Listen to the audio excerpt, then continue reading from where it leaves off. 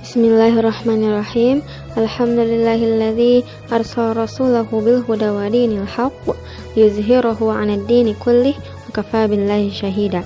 Asyhadu an la ilaha illallah wahdahu la syarikalah wa asyhadu anna Muhammadan 'abduhu wa rasuluh, amma ba'du. Bismillahirrahmanirrahim. Untuk memenuhi tugas ilmu tafsir, saya akan menjelaskan sedikit dari tafsir surat Al-Hujurat tentang akhlak terhadap Allah Subhanahu wa taala dan Rasulullah. Akhlak dalam bahasa Arab berasal dari kata khuluq yang berarti tingkah laku, perangai, atau tabiat. Secara terminologi, akhlak adalah tingkah laku seseorang yang didorong oleh suatu keinginan secara mendasar untuk melakukan suatu perbuatan. Sementara itu, menurut Imam Al-Ghazali, akhlak merupakan tingkah laku yang melekat pada diri seseorang yang dapat memicu perbuatan baik tanpa mempertimbangkan pikiran terlebih dahulu. Akhlak kepada Allah dapat diartikan sebagai sikap atau perbuatan yang seharusnya dilakukan oleh manusia sebagai makhluk kepada Allah sebagai khalik. Selain berakhlak kepada Allah, kita juga sebagai umat muslim diharuskan untuk berakhlak kepada Nabi Muhammad. Karena dari beliaulah kita banyak mendapatkan warisan yang bisa kita wariskan lagi turun-temurun ke anak cucu kita.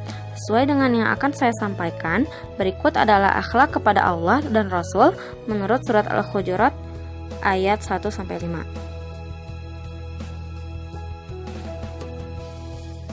Akhlak yang pertama adalah jangan mendahului Allah dan Rasul-Nya. Sebagai dasar dari semua nilai-nilai yang akan disampaikan dalam keseluruhan ayat-ayat dalam surat ini, Allah berfirman, A'udzu billahi minasyaitonir rajim. Ya ayyuhalladzina amanu la tuqaddimu baina yadayillahi wa rasulihi wattaqullaha innallaha samii'un 'aliim. Sebagai konsekuensi dari keimanan, seorang mukmin haruslah selalu tunduk dan patuh kepada Allah dan Rasul-Nya. Bila Allah dan Rasul-Nya memutuskan sesuatu, tiada kata lain yang harus diucapkan kecuali sami'na wa ata'na. Tetapi ucapan lisan tersebut haruslah dibuktikan dengan sikap dan amal perbuatan. Jangan seperti Yahudi yang mengatakan sami'na wa asaina. Jangankan menentang apa yang telah ditetapkan oleh Allah dan Rasul-Nya, mendahului pun tidak dibenarkan seperti yang disebutkan dalam ayat ini.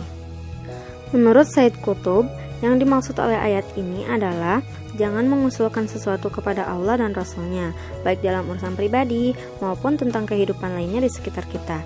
Jangan mengatakan sesuatu sebelum Allah mengatakannya melalui lisan Rasul-Nya.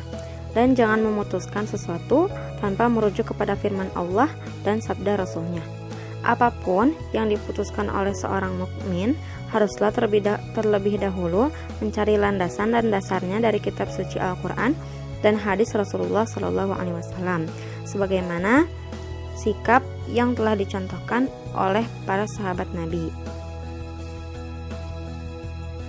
Selanjutnya, akhlak yang kedua adalah akhlak berbicara di hadapan Nabi.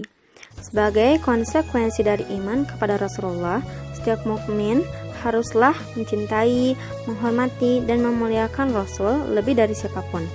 Di antara bentuk penghormatan kita terhadap Rasul adalah dengan tidak berbicara keras dan meninggikan suara di hadapan Rasul. Allah berfirman, Ya ayyuhalladzina amanu la tarfa'u aswatakum fawqa sawtin nabi wa la tajharu lahu bil qawli kajahri ba'dikum li ba'din an tahbata a'malukum wa antum la tash'urun. Ayat ini turun dilatar belakangi oleh perbedaan pendapat antara dua orang sahabat utama, Abu Bakar As-Siddiq dan Umar bin Khattab, tentang siapa yang akan ditunjuk menjadi pemimpin Banu Tamim yang datang berkunjung ke tempat Nabi. Abu Bakar mengusulkan Al-Aqra ibnu Habis, sementara Umar mengusulkan Al-Qaqa ibnu Ma'bad. Waktu itu, Abu Bakar mengomentari pendapat Umar dengan emosi. Lalu, keduanya terlibat pertengkaran mulut dengan suara keras di hadapan Nabi.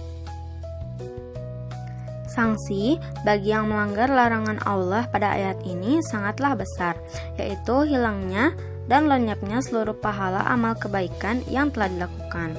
Sanksi berat itu menyebabkan seorang sahabat Nabi yang bernama Sabit ibnu Qais putus asa karena dia meyakini dirinya lah yang dituju oleh ayat itu. Sabit mengurung dirinya di rumah karena yakin dia pasti masuk neraka karena pahala seluruh amal kebaikannya telah hilang. Sedemikian besar sanksi yang akan diterima oleh orang-orang yang melanggar ayat ini. Sebaliknya, bagi orang-orang yang sanggup berbicara dengan suara rendah di hadapan Rasulullah, dijanjikan pula pahala yang besar. Allah berfirman dalam lanjutan ayat tersebut, Innal ladzina yaqudduna aswatahum 'inda Rasulillahi ulaikal ladzina imtahanallahu qulubahum littaqwa lahum maghfiratu wa ajrun azim. Tetapi apakah larangan berbicara keras di hadapan Rasulullah dalam ayat ini tetap berlaku setelah Rasulullah meninggal dunia? Mengutip dari kitab Tafsir Said Qutb, ketika Khalifah kedua, yaitu Umar bin Khattab mendengar suara keras dari dua orang laki-laki di dalam masjid, Umar menegur mereka dan menanyakan dari mana asal mereka. Setelah mengetahui bahwa mereka bukan dari Madinah, Umar berkata, seandainya kalian berdua dari Madinah, tentu akan saya beri kalian hukuman yang berat dengan cambuk. Dari sikap tadi, terlihat bahwa bagi Khalifah kedua, Umar bin Khattab, larangan berbicara keras tetap berlaku ketika berbicara di dalam masjid. Sikap penghormatan terhadap Rasulullah dalam berbicara dapat diteruskan setelah beliau wafat dengan tidak mengeraskan suara di hadapan para ulama pewaris Nabi, di dalam majelis yang sedang dibacakan atau diajarkan di dalamnya warisan Nabi, yaitu Al-Quran dan As-Sunnah. Masih dalam hubungan akhlak berbicara dengan Nabi, Allah mencela orang-orang yang memanggil Nabi dengan cara yang tidak sopan. Allah berfirman,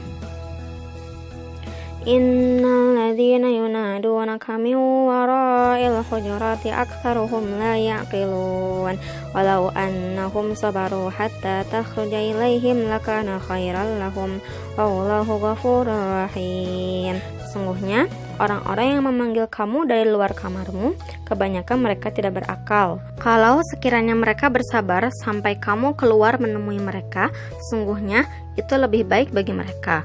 Dan Allah Maha Pengampun lagi Maha Penyayang.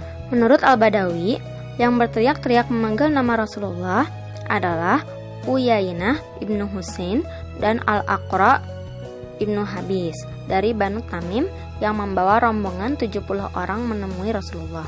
Siang itu setelah zuhur, Nabi sedang tidur di salah satu kamar istri beliau. Tiba-tiba, dua orang ini berteriak-teriak memanggil Nabi. Tingkah laku seperti ini adalah tingkah laku orang yang tidak menggunakan akalnya. Sebab, kalau mereka berpikir terlebih dahulu, tentu mereka akan bersikap hormat terhadap pemimpin dalam berbicara. Terlebih lagi, pemimpin itu adalah Rasulullah.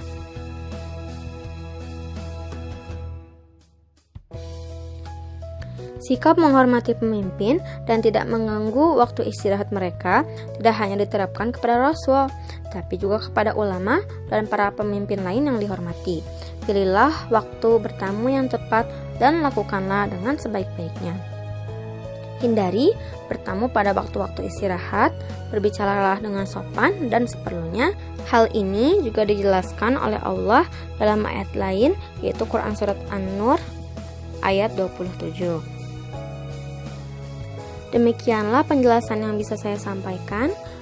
Maaf apabila ada salah kata atau penulisan. Semoga bermanfaat. Terima kasih. Saya tutup dengan doa. Rabbana atina fid dunya hasanah wa fil akhirati hasanah wa qina adzabannar. Wassalamualaikum warahmatullahi wabarakatuh.